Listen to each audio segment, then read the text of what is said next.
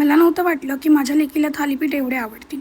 एक दिवस तिला करून दिले तर आता तिला टिफिनमध्येही तेच हवं होतं. माझ्या दिवसाची सुरुवात ना सकाळी 6 वाजताच होते. आधी भूषणचा टिफिन रेडी करते आणि त्यानंतर प्राव्याचा. आज तर दोघांनाही ब्रेकफास्टमध्ये वेगवेगळ्या गोष्टी हव्या. भूषणचा टिफिन रेडी केला, त्यानंतर प्राव्यासाठी थालीपीठ करायला घेतले. स्क्रीनवर जे इन्ग्रेडियंट्स दिलेत ना ते सगळे एकत्र मिक्स करायचे आणि थालीपीठ असं ओल्या कापडावर छान थापून घ्यायचं आणि तेलावर किंवा तुपावर छान खरपूस भाजून घ्यायचं. प्राव्याला बटर आवडतं म्हणून मी वरून बटरही घातलंय आणि असं छान ट्रायंगल शेपमध्ये तिला कट करून दिलेत. टिफिन रेडी झाल्यावर तिला रेडी केलं आणि पटकन तिला शाळेत सोडून आले. घरी आल्यावर निवांत बसून थोडा वेळ ब्रेकफास्ट केला. पसारा अजूनही तसाच होता, पण आवरायचं मन काही करत नव्हतं. थोड्या वेळ अशीच बसून राहिले. खूप दिवसापासून ना मला एक व्हिडिओ बनवायचा होता. मग तो शूट केला, तो आधी पोस्ट केला आणि त्यानंतर माझा व्लॉग एडिट करून तोही पोस्ट केला.